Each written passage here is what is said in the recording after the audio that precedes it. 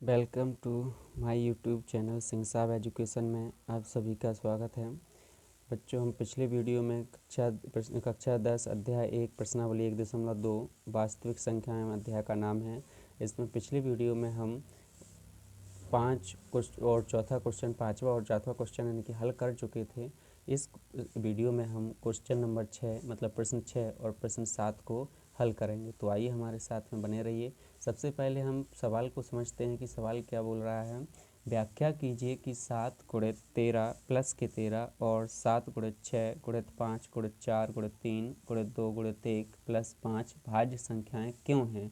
वो बोल रहा है कि ये भाज्य संख्याएं क्यों हैं। तो आइए पहले इनको यानी कि हम समझते हैं कि ये भाज्य संख्याएं क्यों हैं। तो देखो यहाँ पर यानी कि हमें पहले यानी कि भाज्य संख्याएं क्या होती हैं पहले हम वो समझते हैं। भाज्य संख्याएं क्या होती हैं। भाज्य संख्याएं वे संख्याएं होती हैं या भाज्य संख्याएं वे संख्याएं होती हैं जिनका स्वयं और एक के अतिरिक्त अन्य कोई गुणनखंड होता है। अन्य कोई क्या होता है, गुणनखंड होता है। वो क्या कहलाती हैं, भाज्य संख्याएं कहलाती हैं। तो ऐसी संख्याएं जिनका स्वयं और एक के अतिरिक्त यानी कि अन्य कोई गुणनखंड होता है, तो वो संख्या कैसी संख्याएं कहलाती हैं, भाज्य संख्याएं। जैसे हमने मान लिया 10, तो 10 में यानी कि एक तो 10 से भाग जाता है, 1 से भी भाग जाता है, 2 से भी भाग जाता है और 5 से भी भाग जाता है। तो 10 में स्वयं और एक के अतिरिक्त अन्य संख्याओं से भी क्या हो रहा है, भाग जा रहा है। तो ये जो 10 है ये कैसी संख्या है, भाज्य संख्या। कैसी संख्या है ये, भाज्य संख्या।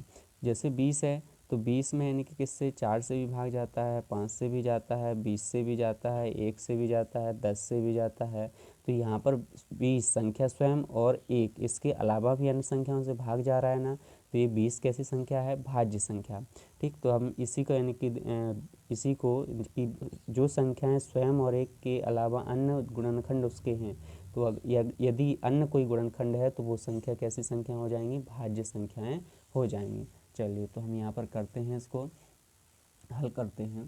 पहला जो हमारे लिए सवाल दिया है, इसमें 2 स्थिति बन रही हैं कि व्याख्या कीजिए कि 7 गुणित 11 गुणित 13 प्लस के 13 और 7 गुणित 6 गुणित 5 गुणित 4 गुणित 3 गुणित 2 गुणित 1 प्लस के 5 भाज्य संख्याएं क्यों हैं।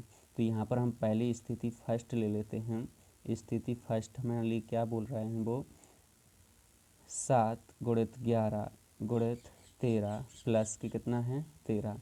तो इन दोनों में से देखो, इन दोनों में से कॉमन क्या निकल रहा है, 13। इन दोनों में से कॉमन क्या है, 13। अगर 13 कॉमन लिया तो यहाँ पर 7 गुणित 11 और यहाँ पर प्लस का कितना बचेगा, 1। यहाँ से 13 कॉमन ले लिया, यहाँ से भी 13 कॉमन ले लिया, तो 13 कॉमन लेने पर 7 गुणित 11 और प्लस के कितना बच रहा है, 1। ये कोई संख्या हुई होगी पहले तो। अब इस संख्या के देखो, एक तो यानी कि 13 है और दूसरा गुणनखंड आपका क्या है, 7 गुणित 11 प्लस के 1। तो यहाँ पर यानी कि 13 क्या है, एक गुणनखंड है। यहाँ 13 क्या है, एक गुणनखंड है। तो अतः यह संख्या क्या हो जाएगी, 13 से विभाजित हो जाएगी। यहाँ 13 एक गुणनखंड है अतः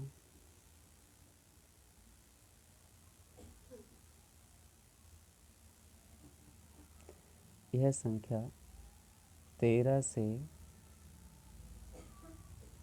विभाजित होगी। इधर देखो, यहाँ पर हमने इन दोनों में से 13 कॉमन ले लिया, तो ये 13 क्या आ गया, एक गुणनखंड 13 हो गया, एक गुणनखंड ये भी हो गया।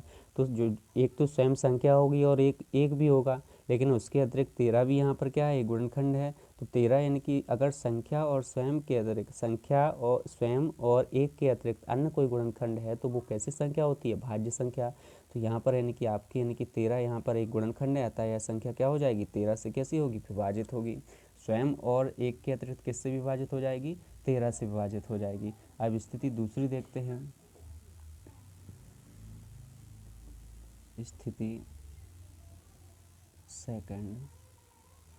स्थिति सेकंड आपको दे रखी है, 7 गुणित 6 गुणित 5 गुणित 4 गुणित 3 गुणित 2 गुणित 1 और प्लस के कितना, 5। तो यहाँ पर हम देखो इन दोनों में से क्या कॉमन आ रहा है, यहाँ पर भी हमें क्या दिख रहा है, 5 कॉमन दिख रहा है, यहाँ पर भी है और यहाँ पर भी है।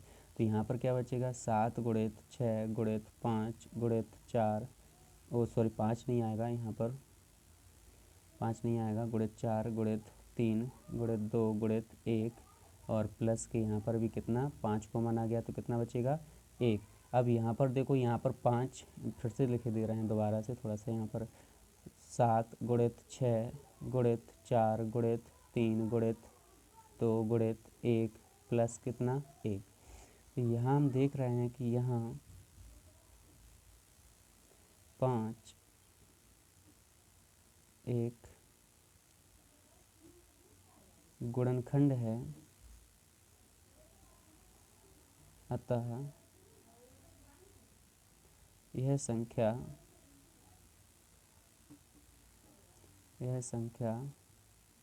5 से क्या हो जाएगी, 5 से विभाजित, 5 से क्या होगी, 5 से विभाजित होगी। अब यहाँ पर देखो, यहाँ पर यानी कि एक तो स्वयं संख्या और स्वयं संख्या के अलावा क्या है, यहाँ पर यानी कि देखो आप देख पा रहे हो कि यहाँ पर 5 आया, तो 5 और 1 गुणनखंड ये है, तो संख्या और 1 के अतिरिक्त अन्य गुणनखंड क्या आ गया है 5। तो यहाँ 5 एक गुणनखंड है, अतः यह संख्या किससे विभाजित हो जाएगी, 5 से विभाजित हो जाएगी। तो यहाँ पर हम लिख देंगे फिर, अतः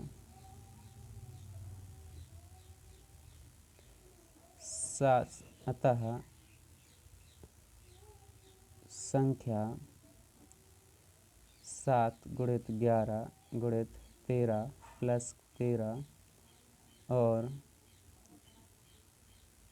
7 गुणित 6 गुणित 5 गुणित 4 गुणित 3 गुणित 2 गुणित 1 प्लस 5 क्या है, भाज्य संख्याएं हैं, क्या है, भाज्य संख्याएं हैं, और यही आपका क्या है, आंसर है। तो यहाँ पर आपने समझा कि पहले देखो यहाँ पर 7 गुणित 11 गुणित 13 प्लस के 13, तो भाज्य संख्याएं क्या होती हैं, वे संख्याएं जिनमें स्वयं और एक की, वे संख्याएं जिनमें स्वयं और एक के अतिरिक्त अन्य किसी संख्या का भाग जाता है, वो कौन सी संख्याएं कहलाती हैं, भाज्य संख्याएं कहलाती हैं। और हमने यानी कि भाज्य संख्याओं के उदाहरण लेकर भी हमने इसमें देखा था कि भाज्य संख्याएं हैं या नहीं। आइए अब करते हैं अगला सवाल। अगले सवाल में यहाँ पर यानी कि हमने देखो पहले में 13 एक गुणनखंड आ गया, और दूसरे में क्या आया था, 5 भी एक गुणनखंड आया था अन्य संख्या और 1 के अतिरिक्त। तो अतः यह संख्या किससे 5 से विभाजित होगी, तो अतः संख्या क्या होंगी, भाज्य संख्याएं हैं। चलिए अब अगला सवाल करते हैं। अगला सवाल प्रश्न नंबर 7। तो प्रश्न नंबर 7 जो है हमारा, प्रश्न नंबर 7 क्या है, पहले इसको हम समझते हैं, इसमें क्या बोल रहा है वो, तो उसके बाद में हल करेंगे। तो इसमें बोल रहा है, किसी खेल के मैदान के चारों ओर एक वृत्ताकार पथ है। कोई खेल का मैदान है और उस खेल के मैदान के चारों ओर क्या है, एक वृत्त का आकार का क्या है, पथ है। उस मैदान का एक चक्कर लगाने में सोनिया को 18 मिनट लगते हैं। अगर उस मैदान का पूरा एक चक्कर लगाते हैं तो सोनिया को कितना समय लगता है, 18 मिनट लगते हैं। जबकि इसी मैदान का एक चक्कर लगाने में रवि को कितना मिनट लगता है, 12 मिनट लगते हैं। तो मान लीजिए वे दोनों एक ही स्थान, मतलब मान लीजिए कि वे दोनों एक ही स्थान और समय पर चलना प्रारंभ करके एक ही दिशा में चलते हैं, एक ही समय और स्थान पर प्रारंभ करके एक ही दिशा में चलना प्रारंभ करते हैं, तो वे कितने समय बाद वे पुनः प्रारंभिक स्थान पर मिलेंगे। ठीक है, इसमें हमें बोला गया है कि एक वृत्ताकार पथ है और उसमें यानी कि सोनिया जो है उस वृत्ताकार पथ का एक चक्कर लगाने में कितने मिनट का समय ले रही है, 18 मिनट का समय ले रही है। और जो रवि है वो कितने मिनट का समय ले रहा है, 12 मिनट का। अब मान लीजिए कि वे दोनों एक ही स्थान और समय पर चलना प्रारंभ करके एक ही दिशा में चलते हैं, तो कितने समय बाद वे पुनः प्रारंभिक स्थान पर पहुंच जाएंगे। ठीक है, इसमें हमें हल करते हैं, कितने मिनट बाद पहुंचेंगे। तो यहाँ पर सबसे पहले हमें यानी कि क्या ज्ञात करना है, कितने समय बाद। अगर ऐसा क्वेश्चन मिले तो इसमें निकालना पड़ता है हमें एलसीएम। इन दोनों 18 और 12 का जो भी एलसीएम आएगा वो उतने ही मिनट बाद पुनः अपने प्रारंभिक स्थान पर मिलेंगे। तो चलिए पहले इसमें थोड़ा सा यानी कि लिख लेते हैं। सोनिया कितने मिनट में लगा रही है चक्कर,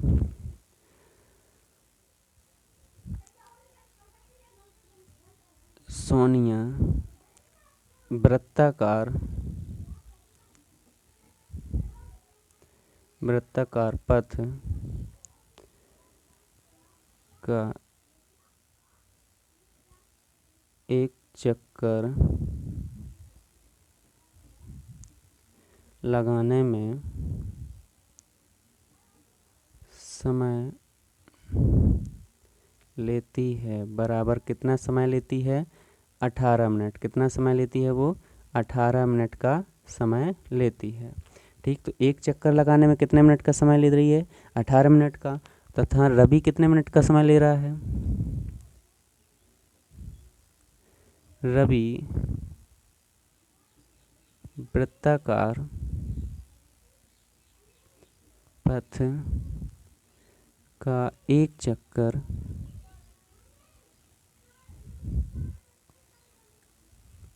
लगाने में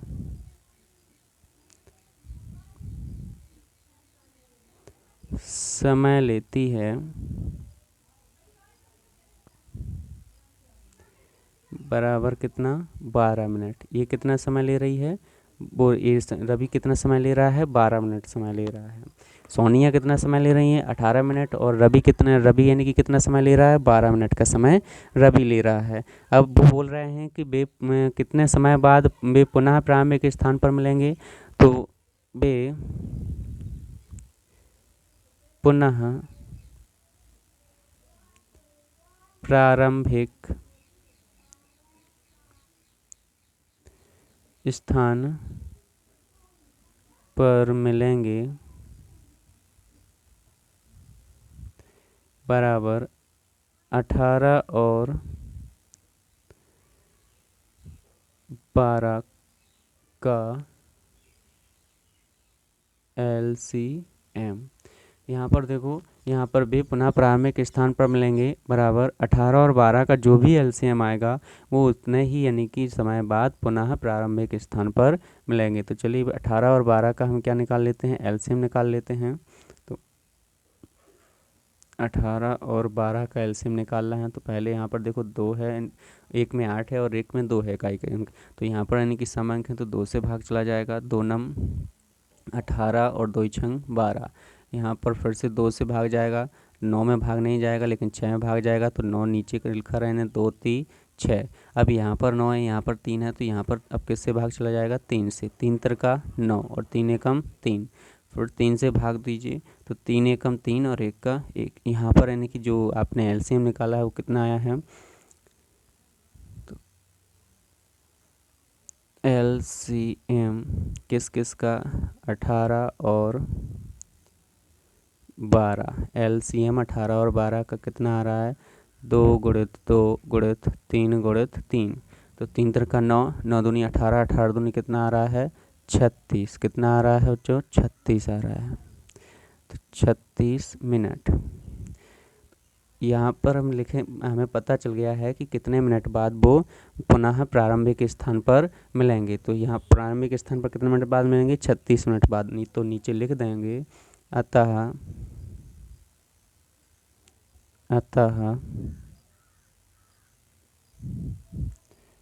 वे 36 मिनट बाद पुनः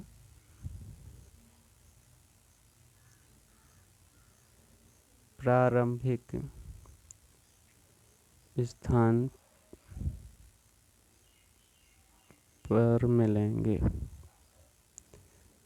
समझ में आ गया बच्चों। यहाँ पर यानी कि देखो पहले क्या बोला गया है कि किसी खेल के मैदान के चारों ओर एक कोई खेल का मैदान है, उसके चारों ओर एक वृत्ताकार पथ मतलब होता है रास्ता है। इस मैदान का एक चक्कर लगाने में सोनिया को कितना मिनट लगता है 18 मिनट लगते हैं, जबकि इसी मैदान का एक चक्कर रवि को लगाने में कितना मिनट लगता है 12 मिनट लगते हैं। मान लीजिए वे दोनों एक ही स्थान और एक समय पर चलना प्रारंभ करके एक ही दिशा में चलते हैं, कितने समय बाद वे पुनः प्रारंभिक स्थान पर मिलेंगे। तो वो प्रारंभिक स्थान पर मिलेंगे 18 और 12 का जो भी LCM आएगा उतने ही यानी कि बाद वो पुनः प्रारंभिक स्थान पर मिलेंगे। तो सोनिया वृत्ताकार पथ का एक चक्कर लगाने में समय लेती है कितना 18 मिनट, तथा रवि वृत्ताकार पथ का एक चक्कर लगाने में समय लेता है कितना 12 मिनट। ठीक, ये दोनों एक 18 ले रहा है, एक 12, तो वे पुनः प्रारंभिक स्थान पर मिलेंगे। 18 और 12 का एलसीएम जो भी आएगा उतने ही समय बाद वो पुनः प्रारंभिक स्थान पर मिलेंगे। तो यहाँ पर हमने एलसीएम निकाला, एलसीएम 18 और 12 का कितना आया है 36, तो नीचे हमने लिख दिया, अतः वे 36 मिनट बाद पुनः प्रारंभिक स्थान पर मिलेंगे। हमारी 1.2 जो प्रश्नावली थी वो पूरी समाप्त हो चुकी है। ये आखिरी सवाल था। चलिए अगले वीडियो में हम 1.3 को हल करेंगे, और अगर ये वाला वीडियो पसंद आए तो इसको लाइक कीजिएगा और अपने दोस्तों के साथ शेयर कीजिए, अधिक से अधिक सब्सक्राइब कीजिएगा ताकि आपको, और बेल आइकन को दबा लीजिएगा ताकि आपको हर एक नोटिफिकेशन मिलता रहे। चलिए, थैंक यू।